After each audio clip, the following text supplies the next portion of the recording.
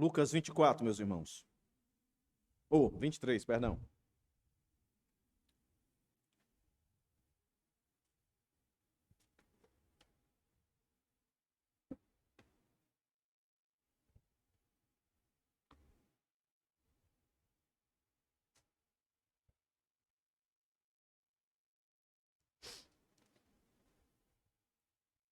Nós vamos do verso 26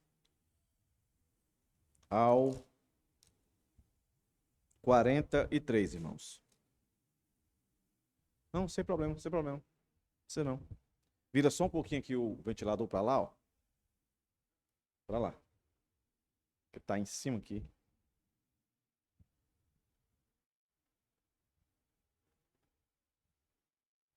Beleza.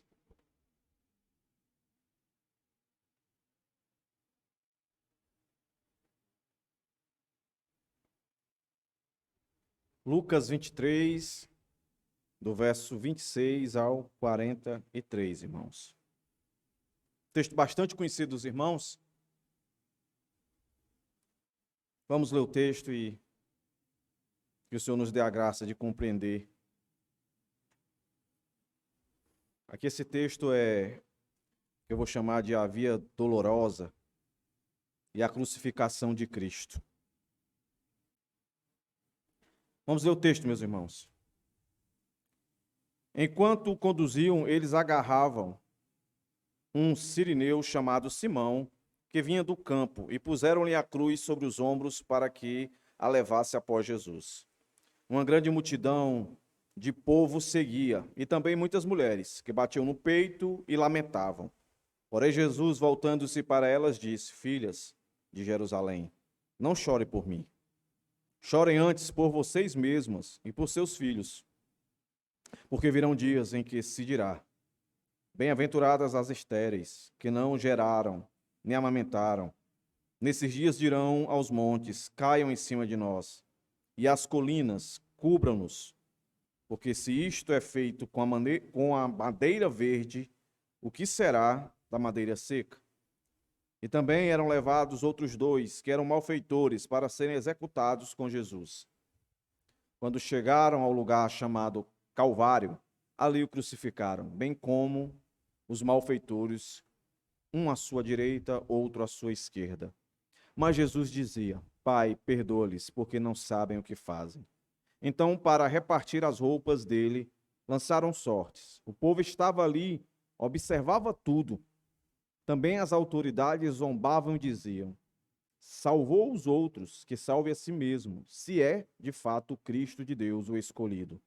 Igualmente, os soldados zombavam dele, e aproximando-se, trouxeram-lhe vinagre, dizendo: Se você é o rei dos judeus, salve-se a si mesmo. Acima de Jesus estava a seguinte inscrição: Este é o rei dos judeus. Um dos malfeitores crucificados blasfemava contra Jesus, dizendo: Você não é o Cristo? Salve a si mesmo e a nós também. Porém, o outro malfeitor o repreendeu, dizendo: Você nem ao menos teme a Deus, estando sob igual sentença? A nossa punição é justa, porque estamos recebendo o castigo que os nossos atos merecem. Mas este não fez mal nenhum. E acrescentou: Jesus, lembre-se de mim, quando você vir no seu reino. Jesus respondeu: Em verdade lhe digo que hoje você estará comigo no paraíso. Vamos orar, irmãos. Deus, que texto maravilhoso está diante de nós. Um texto que mais uma vez nos lembra o teu ato de compaixão, de misericórdia, de amor por aqueles que tu salvou, Senhor. E se nós nos reconhecemos assim como salvados por ti, que grande privilégio, Senhor, aconteceu sobre as nossas vidas. Mérito único e exclusivo teu. Em meio a muita dor, vergonha, humilhação, tu conquistaste, Senhor, a vitória para todos nós, para todos aqueles que creram em ti como Senhor e Salvador. Ó Deus, que isso sempre seja tomado em nossos corações, em nossas lembranças, e que a vida que vivemos possa sempre ter como referência esse teu grande ato de misericórdia, de favor, de graça, que nenhum de nós merecíamos. Ó Deus, fala conosco mais uma vez nessa noite. Nos traz implicações mais aprofundadas. Nos faz entender, nos dá o discernimento daquilo que precisamos, Senhor, para sermos mais gratos, para andarmos com mais vigor, buscando viver cada dia mais e mais em santidade para contigo. Perdoa os nossos pecados, nossas falhas, Senhor. Tudo aquilo que nos afasta de ti e assim nos enfraquece. E assim nos leva a viver um círculo vicioso de aprisionamento no pecado, enquanto, na verdade, nós já somos livres, libertos do pecado. Ó Deus, que seja esclarecedor mais uma vez esse texto, que já tantas vezes foi lido por cada um de nós. Ajuda-nos, Senhor, eu te peço. Que seja um momento de prazer, de alegria, desfrutarmos mais uma vez, independente das circunstâncias em que estamos vivendo, o privilégio de ter a tua palavra com liberdade ainda, podendo ser lida, podendo ainda frequentar uma igreja onde podemos juntos louvar e exaltar o teu nome, que de fato o que nós fizemos até agora, Senhor, seja fruto da inspiração do teu Espírito Santo, que de agora em diante possamos nos colocar na direção de compreender, de viver a tua vontade, Pai. Em nome de Jesus, abençoa a mim, Pai. Mais uma vez eu te peço, hoje e sempre. Amém. Amém. Meus irmãos, que texto. Como é que eu divido esse texto aqui, meus irmãos? Vou fazer uma divisãozinha bem básica, e aí vamos tirar algumas implicações. A minha ênfase aqui é Jesus aqui, mas tem algumas coisas aqui que a gente deve evidenciar também aqui. Como esse personagem que aparece aqui, chamado Simão, né? Como os dois ladrões, o povo, mas quem salta em evidência aqui é o próprio Cristo. Então a minha divisão é toda em cima de Cristo. Então o que é que a gente vai ver aqui nesse texto? Do verso 26 ao 31, a promessa de Jesus. A promessa de Jesus. Só que não é uma promessa de morrer e de ressuscitar. É uma promessa que normalmente as pessoas não querem aceitar isso. Dentro de um discurso de pregação, dentro de um discurso de evangelização. As pessoas pouco falam disso, mas é uma promessa. A que a gente mais gosta de lembrar, e quando lembra, é não se turbe o vosso coração, eu vou preparar lugar, eu vou voltar. Mas essa é uma promessa fantástica. Mas atrelada a essa promessa está essa aqui que ele vai fazer, do verso 26 ao 31. Do verso 32 ao 38, nós vamos ver a compaixão de Jesus. E do verso 39 ao 43, a misericórdia de Jesus. Tá certo? A misericórdia de Jesus a um dos malfeitores, a compaixão de Jesus por todos aqueles que ali estavam, isso se estende também a todos aqueles que ouvem essa palavra em qualquer tempo da história. E a promessa de Jesus é para aqueles que têm a promessa da salvação e para aqueles que não têm a promessa da salvação. Vamos entender isso? Então vamos lá, irmãos. Começando a promessa de Jesus, verso 26 ao 31. Como introdução, eu digo o seguinte, só lembrando os irmãos aqui. Jesus está indo para a cruz, é óbvio aqui. Jesus já foi humilhado, mas vai ser mais ainda, não é? E aqui está se cumprindo tudo que os profetas falaram detalhadamente. Aqui está se cumprindo o que Paulo escreveu acerca de Jesus em Filipenses. Que Jesus se fez homem, se fez servo, não reclamou, não murmurou, não cometeu um pecado e foi escarnecido. E mais uma vez nós vamos ver aqui isso acontecendo de novo. Alguns sermões passados eu disse para os irmãos, Jesus vai morrer, mas no Getsêmani, ali ele confirmou que não tinha medo da morte, ali ele decidiu de fato morrer no Getsêmani. E aí, agora, a partir do verso 26, começa a via dolorosa do Senhor. De fato, ele está caminhando para ser crucificado, e o nosso texto aqui diz que ele foi. E nesse caminho, que aparentemente parece um caminho de derrota, na verdade, é o maior caminho de vitória que toda a humanidade deveria reconhecer. Mas não vai. E nesse caminho de aparente derrota, é percebido, e foi percebido assim por muitos, porque nesse caminho de derrota aconteceu pelo menos 3 coisas. Hostilização, Jesus foi hostilizado. Nesse caminho de hostilização, de aparente derrota, Jesus foi humilhado, Jesus foi envergonhado. Mas mesmo nesse caminho que eu acabei de falar, de hostilização, de humilhação, de vergonha, o Senhor Jesus falou com toda a autoridade. Ele fez uma advertência e associou essa advertência a uma promessa. Eu vou frisar isso aqui, meus irmãos. Jesus está caminhando para morrer e isso demonstra que ele não tinha medo de morrer. O choro dele, as lágrimas dele transformadas em sangue, foi pela responsabilidade que ele sabia que ia receber sobre si toda a ira do Pai, por causa de todos os pecados por aqueles que ele ia morrer. E Jesus, nesse caminho aparente de humilhação, ele deixa para nós aqui a evidência que, de fato, ele está sendo humilhado, mas que essa humilhação está toda sobre o controle e o propósito do Pai, do qual ele também é o próprio Deus. E ele demonstra isso quando ele faz a advertência que nós vamos ver aqui, atrelada a essa promessa. Então vamos lá. Como é que o texto começa? A evidência aqui é Jesus, mas vai aparecer esse indivíduo aqui. É interessante. Enquanto conduziam, estavam levando Jesus para ser crucificado, lá para o Monte do Calvário, eis que aparece esse sujeito aqui. Vem lá da África, chamado Simão.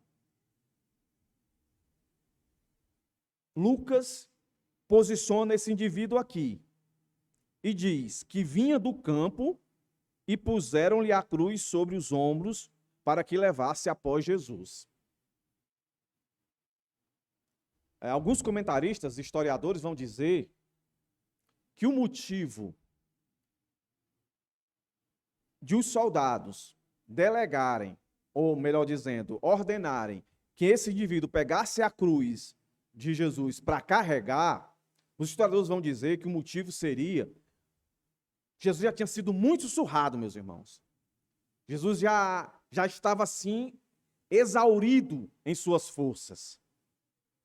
Lembre-se, a cruz era o tipo de morte mais vergonhoso que existia naquela época. Comparando-se hoje, dadas as devidas proporções, seria a cadeira elétrica, né? Quem já assistiu o filme sabe. O cara fica lá sentado, tem lá um público para ver, e o cara é lá torrado na cadeira. Todo mundo, principalmente as famílias que foram atacadas por aquele criminoso, elas vão lá para testemunhar, para ver a dor dele.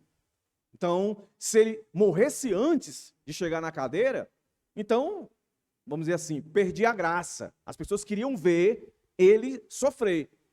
Aí a ideia parece que é essa. Vamos colocar alguém para carregar a cruz, senão ele vai morrer antes de chegar na cruz. E aí a gente não vai poder fazer todo o ritual de zombaria com ele. Então vamos colocar alguém para carregar a cruz. E esse indivíduo que aparece, Marcos vai dizer que é pai de 2 indivíduos que são citados nos evangelhos. Ou seja, parece que esse indivíduo aqui tudo indica que ele era um cristão, que cria em Cristo. Não só ele, como a sua família. Isso pode ser verdade? Pode ser verdade. Pode ser verdade isso. Que tudo estava no plano de Deus, que aparecesse esse indivíduo para carregar a cruz, porque Jesus tinha que morrer na cruz. Ele não podia morrer de outra maneira. Até porque todos os profetas disseram que o Messias viria para morrer crucificado. Então Jesus não podia morrer carregando a cruz. Ele tinha que morrer na cruz. E a ideia de carregar a cruz aqui, ele levava o pedaço da cruz, que era aquele pedaço horizontal, certo? O vertical estava lá fincado, lá no Monte do Calvário. Se você não conseguiu entender, essa parte aqui. Jesus carregava essa parte. Normalmente a gente vê nas figuras ele carregando a cruz inteira, né? Mas na verdade não, ele levava só essa parte aqui. E lá era colocado na parte que já estava fincada. Mas, meus irmãos, eu acredito que, sem querer ser alegórico aqui, a gente pode entender a presença desse indivíduo aqui de duas maneiras também, que eu acredito que essas duas maneiras que eu vou falar agora, elas se entrelaçam, certo? A primeira delas é como se o Senhor Jesus, na sua palavra, quisesse dizer para aquela multidão que estava ali e para nós hoje, e ele já tinha dito isso que eu vou dizer agora, mas aqui está de forma ilustrada, na prática. Em um outro momento, Jesus disse para os seus discípulos: aquele que quiser me seguir, o que é que ele tem que fazer? Negar a si mesmo, carregar a sua cruz, não é? E seguir. A percepção que eu tenho aqui, além dessa primeira que eu acabei de mencionar, e a segunda que eu vou falar agora, é que Jesus está demonstrando, repito, para aqueles que estão ali à volta dele e para nós aqui hoje, que antes dele morrer, ele está deixando claro que assim como ele morreu, sendo fiel ao propósito que o Pai estabeleceu para ele, todos aqueles pelos quais ele vai morrer na cruz, todos esses, se for preciso, têm que morrer. Tem que viver o discipulado de Cristo na prática, na sua vida. E pode ser que seja necessário, às vezes, morrer como ele morreu. Ser perseguido, ser envergonhado, ser ultrajado como ele viveu. Porque, meus irmãos, não deixa de ser uma vergonha, um ultraje, o que esse Simão também sofreu. Imagine se fosse você. Você foi lá e está vendo Jesus, o seu Salvador, que você creu, enquanto uma grande multidão ali, que está ali, fervorosa para ver sangue, e aí um dos guardas olha para você, vai lá e carrega a cruz. Um símbolo de vergonha, de ultraje. Aí você pega aquilo ali e carrega. Alguns dizem que quando Jesus carregava a cruz, jogavam coisas podres nele, diziam palavras. Será que não fizeram isso com ele também? Jesus disse no seu ministério que, ó, se perseguiram a mim, vão perseguir vocês. Se desejar a minha morte, vão desejar de vocês também. Então, não parece isso também? Jesus indo para morrer, e inspirando Lucas a registrar isso. Será que Jesus não está dizendo isso, meus irmãos? Será que isso não combina com tudo que Jesus disse anteriormente, quando chegou o jovem rico e disse: eu quero te seguir. Não vai, vem tudo que tem e me segue. Chegou outro: eu quero te seguir. Olha, eu não tenho onde reclinar a cabeça. Ah, eu quero te seguir, deixa eu primeiro enterrar meu pai. Ah, eu quero te seguir, deixa eu resolver meus negócios. Quem tem posto a mão no arado não pode olhar para trás. Esse sempre foi o discurso do Senhor. Não vai ser fácil.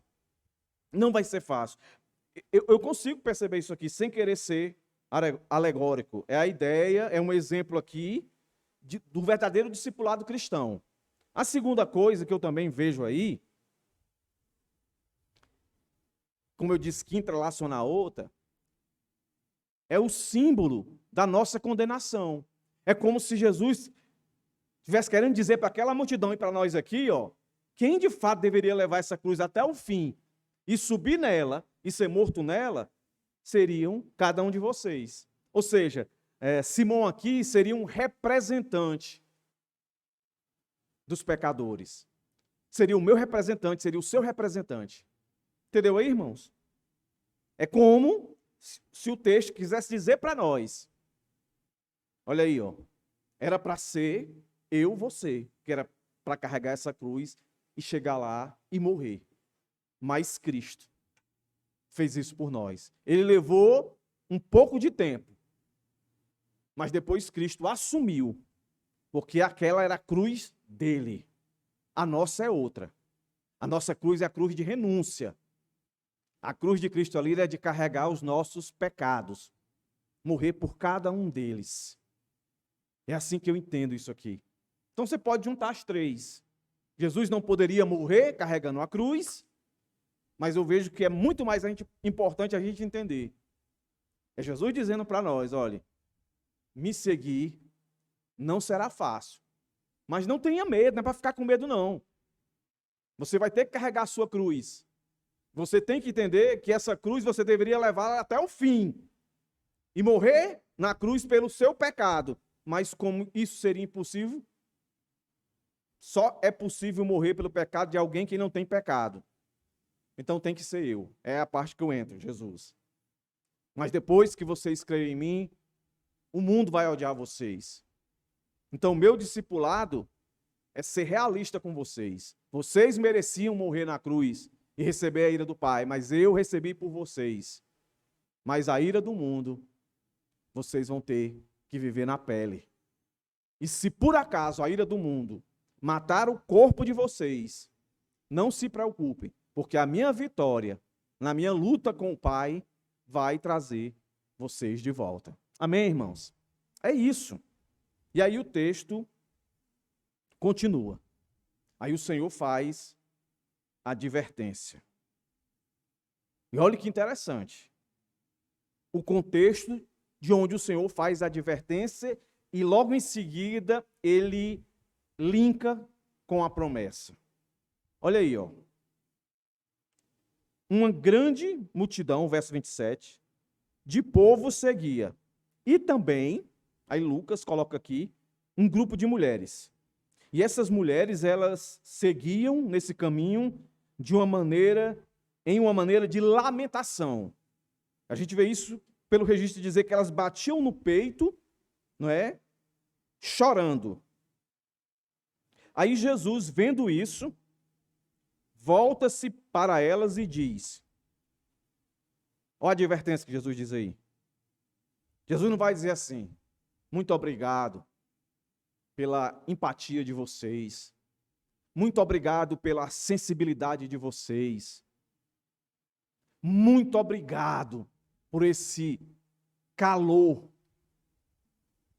de vocês para comigo, enquanto muitos aqui estão me humilhando, zombando de mim, vocês estão tão sensíveis à minha dor.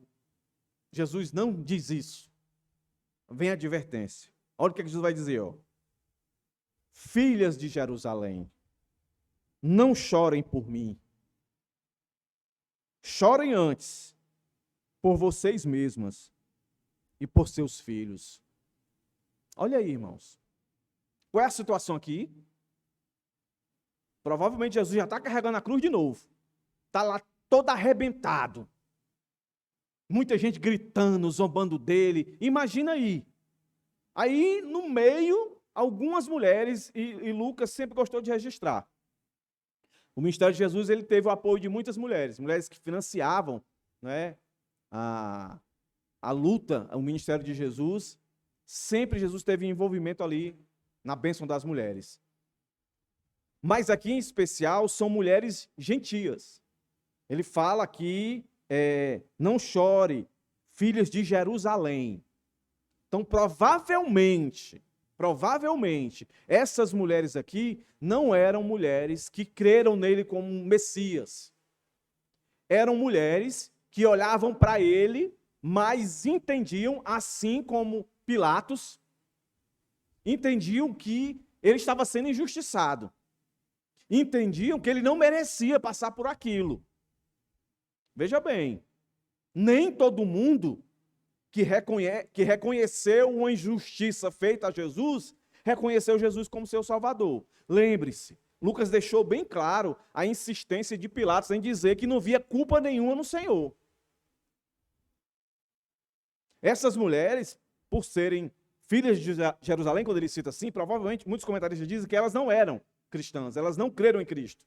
Mas, repito, estavam sentindo pena de Jesus. E Jesus, quando olha aquilo, ele não se vitimiza, porque nós somos assim. Nós gostamos que as pessoas sintam piedade, pena de nós.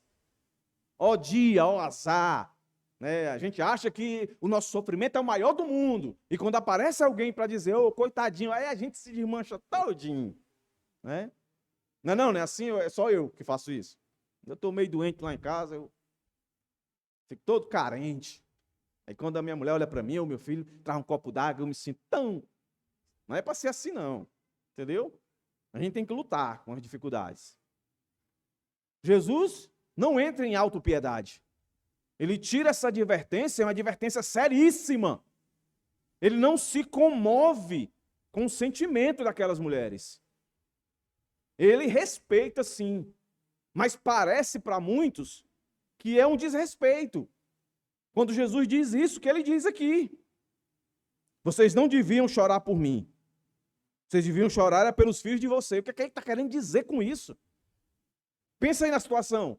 As mulheres lá, lamentando, batendo no peito, lamentando por ele. E ele não diz obrigado. Ele diz isso aqui, meus irmãos. Filha de Jerusalém, não chorem por mim. Chorem antes por vocês mesmos e pelos filhos de vocês. Pensa aí. Aqui, nem no original, dá para a gente entender como foi a forma que Jesus falou.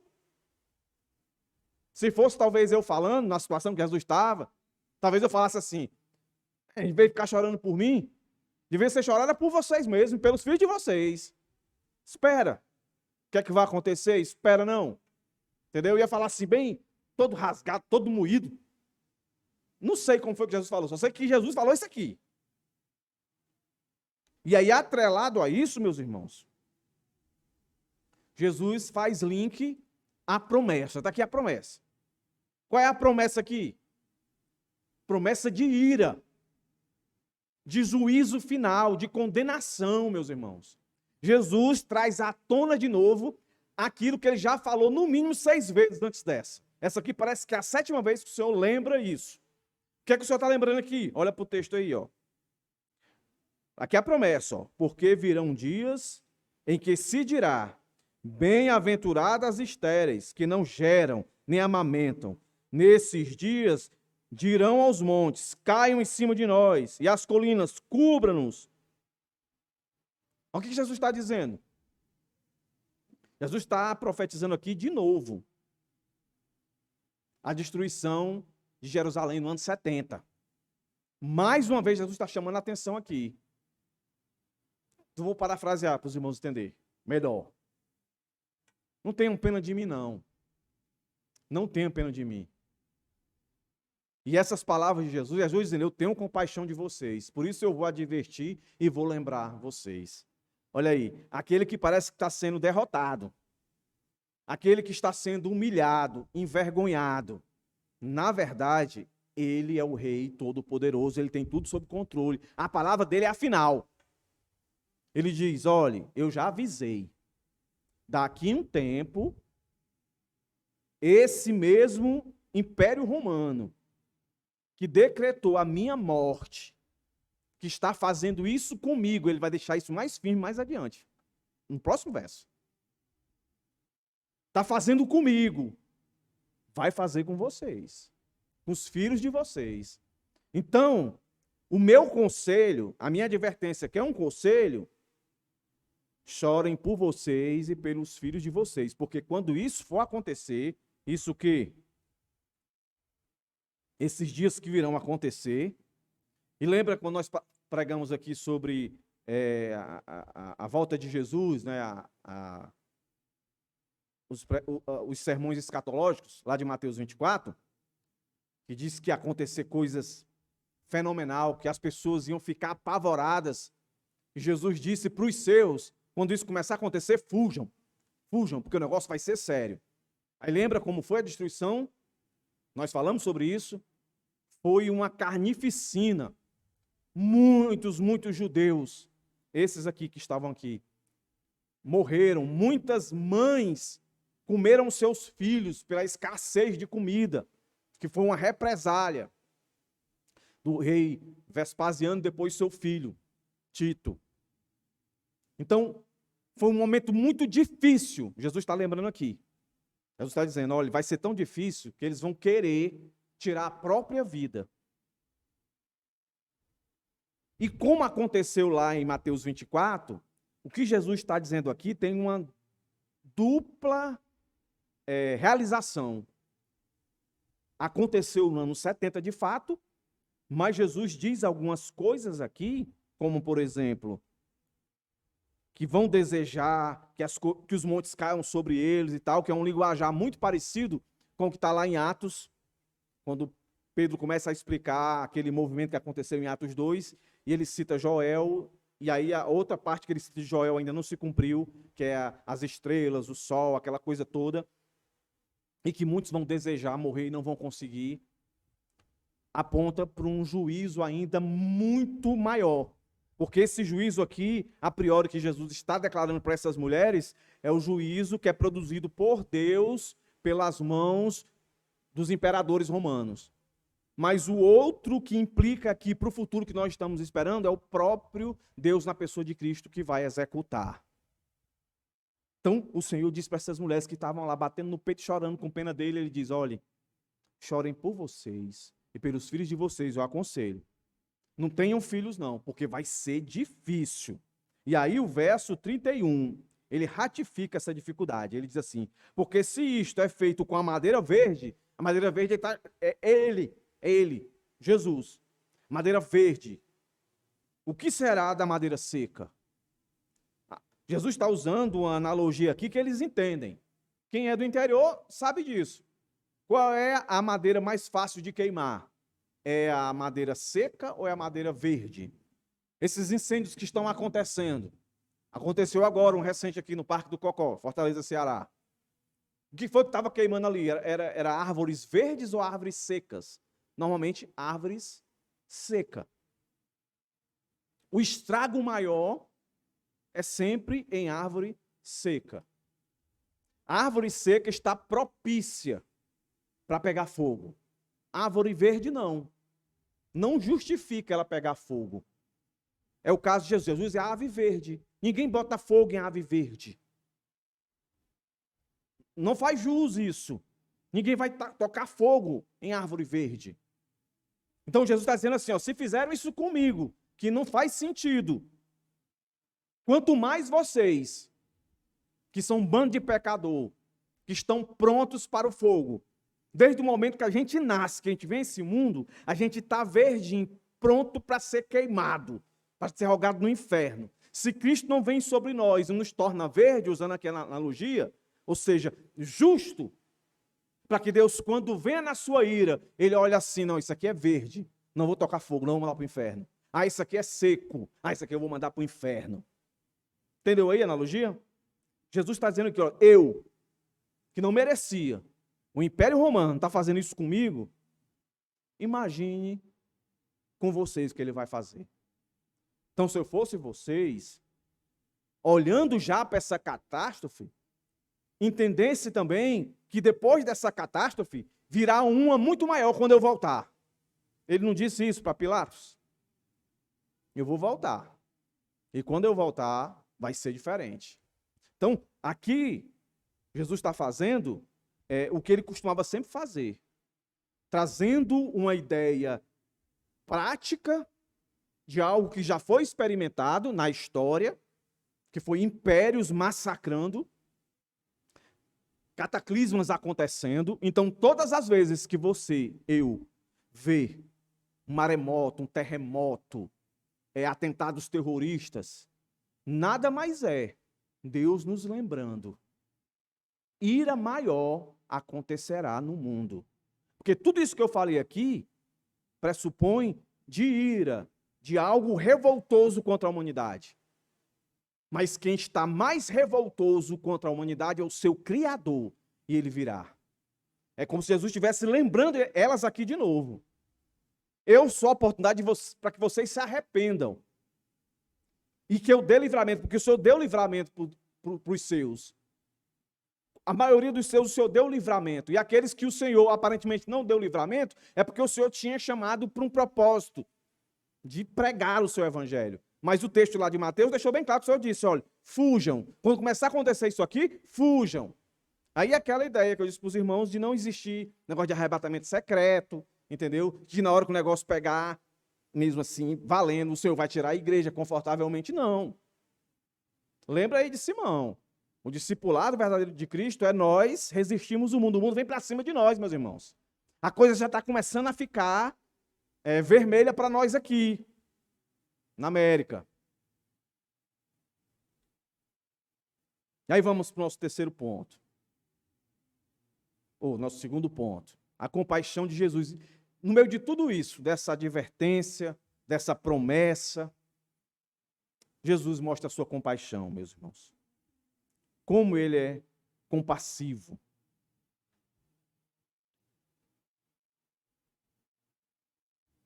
Olha o que é que ele diz aí, ó. E também eram levados outros dois, que eram malfeitores, que seriam executados com Jesus. Os dois bandidos, né? Os dois ladrões, algumas versões vão dizer. Aí aqui a ratificação, ó. Quando chegaram a um lugar chamado Calvário, Gólgota, em algumas versões, ali o crucificaram. Lucas aqui, ele não é extensivo em dizer os detalhes. O crucificaram, quando a gente lê nos outros evangelhos, deram os pregos nas mãos, nos pés, a coroa de espinho, tudo aquilo. Ele resume isso, ele diz, crucificaram, bem como os malfeitores, um à sua direita, outro à sua esquerda, exatamente, como diz em Isaías, como tinha que acontecer. Então preste atenção, meus irmãos. Ali estão os escribas, os fariseus, os saduceus, os conhecedores da Escritura, os que tinham os oráculos, aqueles que acompanhavam Jesus e viam Jesus fazer prodígios e maravilhas, e Jesus sempre dizia que ia ser assim, que ele ia morrer desse jeito, sempre citando as Escrituras da época. Isso já era conteúdo suficiente para as pessoas associarem. Rapaz, está acontecendo com ele exatamente o que ele disse. E o que ele disse é exatamente o que está aqui no Pentateuco, nos livros históricos. Está tudo aqui. Não, mas ninguém conseguia compreender isso. E dentro desse contexto, Jesus sendo furado as mãos, a lança entrando, a cusparada nele, as blasfêmias, que nós vamos ver mais adiante, falando sobre ele no meio da dor, meus irmãos. Não foi na hora que ele estava carregando a cruz, não foi na hora que alguém carregou a cruz por ele, mas na hora da dor. Imagina ele lá, né, com o seu peso no seu corpo e já todo surrado. Foi no meio desse momento, meus irmãos, que ele diz isso aqui, ó. Pai, perdoa-lhes, porque não sabe o que fazem. Foi em meio a essa dor terrível na cruz. Por que eu estou colocando isso? Para os irmãos atentarem para esse detalhe que é importantíssimo. Como o Senhor tinha um controle emocional de tudo, como o Senhor não levava em conta os pecados ali quentinhos, produzidos contra ele. Como ele foi compassivo, como ele foi misericordioso, a sequência vai dizer. Em meio à dor, meus irmãos, por isso que Cristo precisou morrer por nós e mandar seu Espírito, porque se tem uma coisa que eu e você comprovamos isso, é a gente perdoar. A primeira tendência que vem a gente quando a gente é atingido, quando a gente é atacado, quando os nossos direitos são atacados, é a gente se rebelar contra aquela pessoa. É a gente devolver. Tanto que nós aqui, avalie seu coração, a gente gosta de assistir filme que começa assim, alguém foi injustiçado. A família foi assassinada. Aí o filme todinho é o pai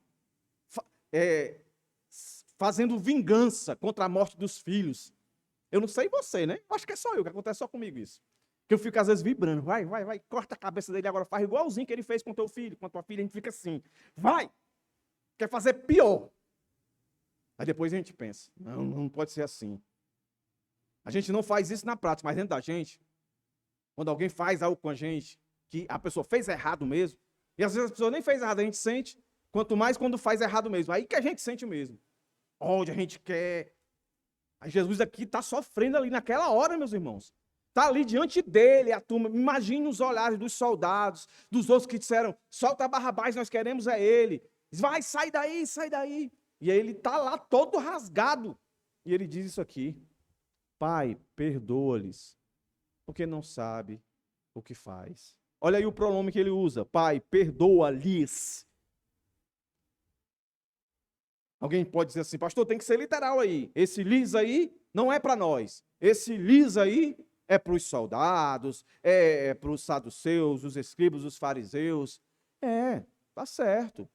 São para eles. Mas diga aí se não é para nós também. Se eles que estão ali no calor do evento, fazendo isso, Deus teve misericórdia dele, não vai ter para nós não, meus irmãos. Nem eu, nem você cuspiu em Jesus, ninguém deu um murro nele, ninguém disse essas coisas aqui. Então, se ele teve compaixão, se o lhes aqui foi tão compassivo para eles aqui, não vai ser para nós, meus irmãos? Veja o tamanho do perdão de Deus, do amor de Deus aí. E foi para esses, ó. E tudo isso daí, meus irmãos, não era em meio a só dor e sofrimento, não, a vergonha. As imagens que a gente vê de Jesus crucificado e as esculturas que a gente vê, principalmente de igreja católica, a gente vê Jesus nu da cintura para cima e tipo uma fraldinha, não é? E lá ele pregado. Mas na verdade Jesus estava pelado, meus irmãos, estava nu. Estava nu. Aí eu lendo um comentarista, a explicação por quê. Sempre alguém vai fazer uns questionamentos. Então por que ele aparece? Se a gente vai pesquisar, sempre aparece figuras, gravuras, artes, sempre Jesus está lá com tipo uma fraldinha. Onde é que começou isso? Quem fez isso? Aí lendo. Às vezes a gente perde um tempo doido só para querer saber isso, irmãos. Mas, resumindo, de forma bem resumida, é porque o primeiro autor que fez Jesus esculpido, por reverência, colocou a fralda. Por reverência. Só por isso. Mas imagina aí Jesus lá todo quebrado e nu, as suas partes íntimas aparecendo. Que vergonha. E aqui o texto diz para nós, ó, que eles pegam as roupas de Jesus, repartem, e diz no verso 35, que o povo estava ali, observava tudo. Era a nudez de Jesus escancarada para todo mundo, meus irmãos. Mas um em especial conseguiu se agarrar nesse lhes. Pai, perdoa-lhes. Um em especial. Quem foi esse? Aí vamos para o nosso terceiro ponto aí. Em meio à vergonha de Jesus, o desprezo de Jesus e em ridicularizarem, né? Porque eles dizem o que de Jesus, ó? Zombavam e diziam: salvou os outros. Que salve a si mesmo, se ele é de fato Cristo, Filho de Deus escolhido. Aí os soldados zombavam e traziam vinagre para ele, para enganar ele, né? Como se fosse uma taça. Aí o rei, olha o rei aí, vamos dar uma taça de vinho para ele. E alguns historiadores vão dizer que essa taça de vinho aí era patrocinada por algumas mulheres, fazia parte do ritual e tinha uma droga dentro para amenizar a dor daquele bandido que estava ali sendo sacrificado ali. Mas os outros textos vão dizer que Jesus não quis tomar. Ou seja, Jesus levou toda a dor possível que um ser humano pode suportar. Ele não aceitou alívio de ninguém. Olha a coragem de Jesus, aquela determinação. Aí no meio de tudo isso aí, ó. Se você é rei dos judeus, salve a si mesmo. Aí acima de Jesus colocaram a inscrição: este é o rei dos judeus. Olha que interessante, meus irmãos. Isso aqui é mentira? Isso aqui não é mentira, isso é verdade. Olha que interessante. Todo bandido ele precisava ter sobre a sua cabeça o seu crime. Isso era a lei. Mas lembra-se, Pilatos não viu crime em Jesus.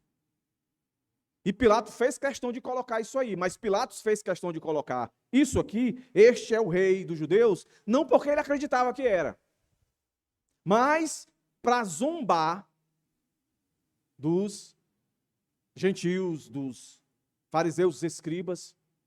Porque os escribas e os fariseus, quando viam isso, imagina, tira essa placa daí, ele não é rei coisa nenhuma da gente. Tira isso daí, vai ficar aí. Então era uma briguinha de ego, entendeu? Entre Pilatos, fazia parte do governo romano, e dos religiosos da época, com uma massa da população gentia que não cria em Cristo. Isso lá é o meu rei, um indivíduo desse que é uma vergonha, que é uma decepção, que é desprezado, um indivíduo desse aí, ridicularizado por nós, isso é, tira essa placa daí, vai ficar aí. E por que essa placa ficou aí? Porque assim Deus quis deixar marcado na história. O que vale é o que Deus pensa. Por isso, palavra inspirada é a palavra que Deus quer que seja. O que está escrito aqui veio da mão e da cabeça de Pilatos. Mas quando ficou aqui registrado, há mais de 2 anos está aqui. Se Jesus demorar mais 5.000 anos, vai estar aqui, dizendo o que de fato ele é. Então, em meio à via cruz, à via dolorosa, em meio à humilhação, Deus deixou registrado em dizer, esse aí, que parece que é envergonhado, ou melhor dizendo, que parece que não é rei, que foi envergonhado, que foi humilhado, ridicularizado, ele de fato é rei. E eu digo, onde é que está registrado? Lucas, capítulo 23, verso 38, quando diz, este é o rei dos judeus. Quem está dizendo é Deus. Aí nessa hora aí, meus irmãos, aparece o nosso terceiro ponto aqui, a representação da humanidade. Em 2 bandidos, um à direita e um à esquerda. Eles ouvem tudo isso, veem tudo isso, mas eles se dividem em discernir. Olha o que é que o texto vai dizer. Um dos malfeitores, olha aí, a compaixão de Jesus aqui, ó, a misericórdia de Jesus aqui. Olha aí, irmãos. Em meio à blasfêmia, ó, um dos malfeitores crucificado blasfemava contra Jesus, dizendo, olha aí o que é que ele diz. Você não é o Cristo? Salve a si mesmo e nós também. Porém, o outro malfeitor o repreendeu, dizendo, esse aqui entrou lá no verso 34, Pai, perdoa-lhes. Esse lhes aí, ele conseguiu entender que era para ele o perdão, ele fazia parte desse lhes aí. Ele era um desses. E como é que a gente entende que ele entendeu? Pelo que ele diz aqui, ó. Você nem ao menos, olha o que ele diz, teme a Deus. Teme a quem? Teme a quem, meus irmãos? A Deus. Esse cara, o outro malfeitor que está à esquerda, quando a gente lê lá em João, se não me engano, ele também zomba de Jesus. Ele também diz umas palavras duras contra Jesus. Mas a história vai desenrolando e ele está lá, pregado numa cruz como Jesus, mas chega uma hora que dá um estalo. Os olhos dele abrem. E ele vê Jesus como aquela multidão toda não estava vendo. A multidão, a maioria delas estava vendo Jesus como um criminoso que merecia morrer. Por isso humilharam, ridicularizaram. Mas esse homem, o que é que ele diz? Você nem ao menos teme a Deus. Ele reconhece aquele homem ali como Deus, meus irmãos. Como é que ele reconhece Jesus como Deus? Jesus ali todo quebrado, todo lascado. E vai morrer. Como é que ele reconhece?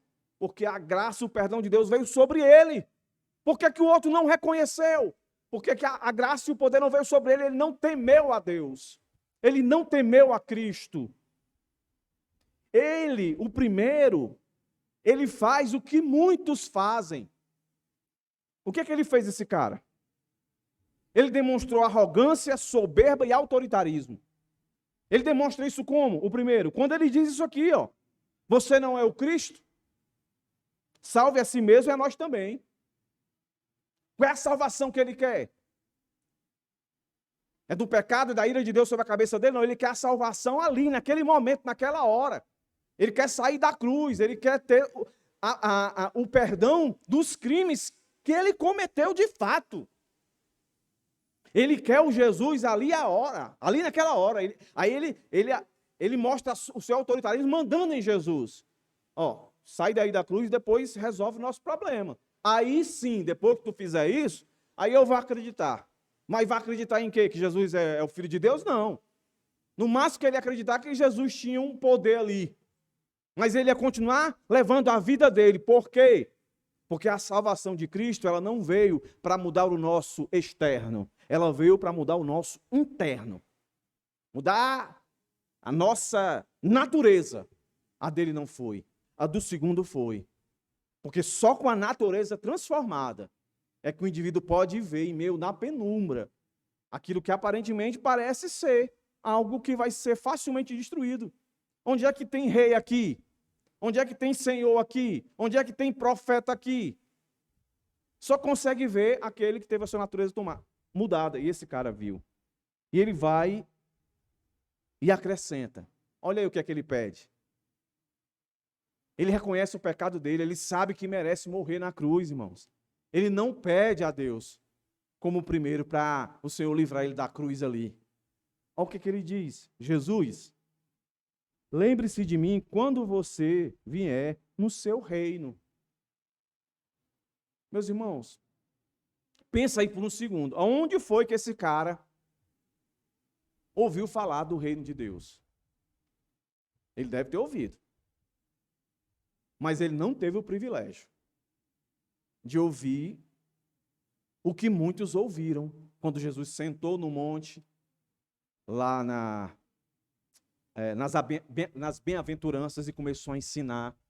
Ele não estava lá. Onde é que ele estava, esse cara? Estava praticando assalto, roubo, fazendo o que não presta. Ele vai encontrar Jesus aonde? No dia da morte dele, ó. Mas certamente alguém deve ter falado de Jesus. Ele não andava com Jesus. Olhe como a conversão ela é sempre através do que ouvimos. Não necessariamente do que experimentamos, mas do que ouvimos. Aí depois experimentamos. Esse homem experimentou salvação sem ver, meus irmãos, um milagre. Esse homem não viu um milagre. Esse homem creu em Cristo sem experimentar nenhuma manifestação gloriosa de poder. Esse homem creu em Cristo de uma maneira que ele entendeu que ele ia morrer e que Jesus ia morrer, mas que Jesus ia voltar. Esse homem creu de uma maneira muito mais com discernimento do que muitos dos discípulos que andavam com Jesus. Vai ter discípulo de Jesus que Jesus vai morrer, vai ficar todo desanimado. A semelhança daqueles que nós vamos falar no capítulo 24. Os dois que vão caminhando no caminho de Emaús. Jesus aparece para eles, vocês estão tristes, não é porque aconteceu isso aqui, ficaram, não, Jesus disse que não apareceu. E o cara que está ali, ele olha para Jesus e diz, Senhor, lembra-se de mim quando você vier no seu reino. Olha as palavras de Jesus para esse homem. Em verdade lhe digo que hoje você estará comigo no paraíso. Meus irmãos, paraíso é a antessala do céu. Quem está no paraíso não tem outra porta para ir a não ser o céu. Então aqui, sem forçar, uma vez salvo, salvo para sempre. O outro teve a mesma oportunidade, viu as mesmas coisas e não quis. Esse cara conseguiu ver que Jesus era o Filho de Deus. Esse cara conseguiu ver que Jesus não só era o Filho de Deus, era o Filho do homem. Esse cara conseguiu ver que esse Jesus era o Rei dos Reis, Senhor dos Senhores. Por isso ele creu em Cristo. Como é que eu termino aqui?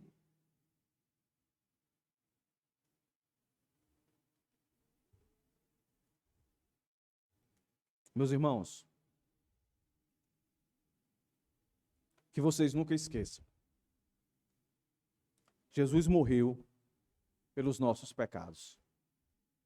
Deixe vir à sua mente agora só alguns pecados que você cometeu. Só alguns pecados que você comete.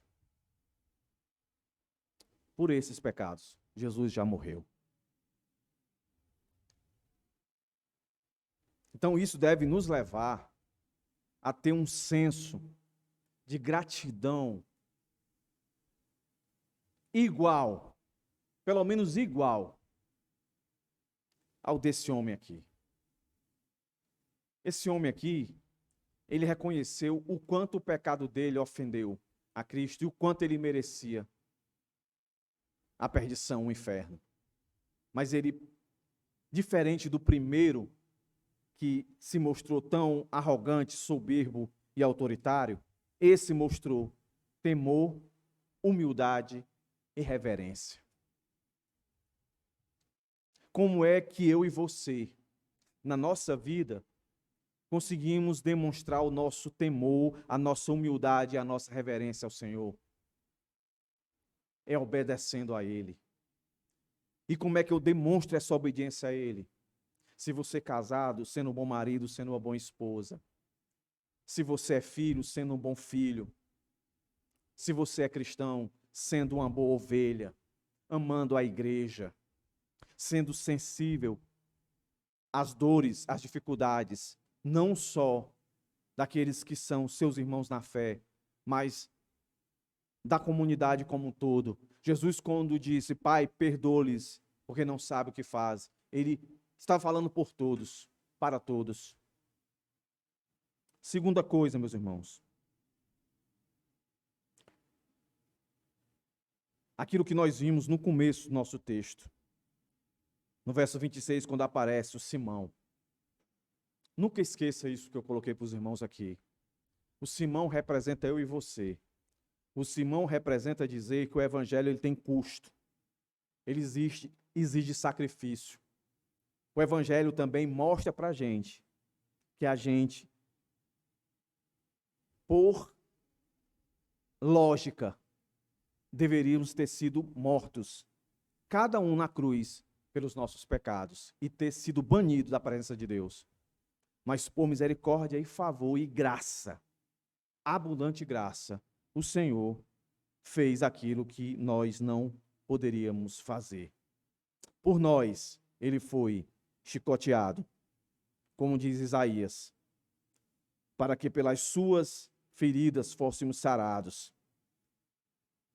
Ele foi condenado, mesmo inocente, para que nós fôssemos considerados inocentes. Ele foi envergonhado para que nós pudéssemos ser honrados. Ele morreu de forma dolorosa para nos trazer uma vida abundante, feliz e alegre, eternamente junto dele. E eu encerro fazendo essa citação aqui, meus irmãos. Nossa salvação foi obtida ao precioso custo de seu sangue real e pelo coração amoroso de sua intercessão real. O mesmo Jesus que disse na cruz ali, no momento de maior dor dele, Pai, perdoa, porque não sabe o que faz. Esse dos quais ele perdoou e se tornaram seus filhos amados, ele, o próprio Cristo, como diz lá em Hebreus, está à destra de Deus intercedendo. Então, não importa qual pecado eu e você venha cometer, o Senhor está sempre intercedendo por nós. Lembra da pregação de Pedro? Pedro, eu estou intercedendo por vocês, para que vocês não caiam. Então, nós não temos justificativa para dizer, eu não celebro ceia, eu não vou muito para a igreja, porque eu não consigo viver uma vida que agrade a Deus. Você só não consegue viver uma vida que agrade a Deus se você não tem um perdão dele sobre você. Se você tem o perdão dele sobre você, isso é sinal de que você foi salvo. Então você só precisa, aí eu posso usar essa palavra, tomar posse dessa verdade. E se alguém aqui no nosso meio se sente acusado, lembre-se do que Paulo escreveu aos Romanos. Não há nenhuma acusação sobre aqueles que estão em Cristo Jesus. Nós não andamos mais na força da carne, como nós aprendemos ontem aqui. mas na força do Espírito. O Espírito é esse Cristo que morreu na cruz, por mim e por você, meu irmão. Que então seja motivo de alegria para você. Mais uma vez ser lembrado. Jesus te perdoou. Então celebre isso, seja grato a Ele. Louve a Ele. Seja o pai que Ele quer que você seja o marido que Ele quer que você seja a mãe, seja a esposa, seja o filho, seja a ovelha, seja o crente, seja o cristão, seja o discípulo que Ele quer que você seja. Amém, irmãos? Vamos orar. Senhor, muito obrigado por essa noite. Te agradeço, Senhor, pelo privilégio de mais uma vez cantar louvores, pregar, ouvir a Tua palavra. Que saímos daqui com os nossos corações contritos e quebrantados acerca do Teu grande amor derramado por nós, Pai. Em nome de Jesus, Pai, nos encoraja, nos preserva até o fim. Nós dependemos sempre de Ti, Pai. Hoje e sempre nós Te agradecemos. Amém. Amém.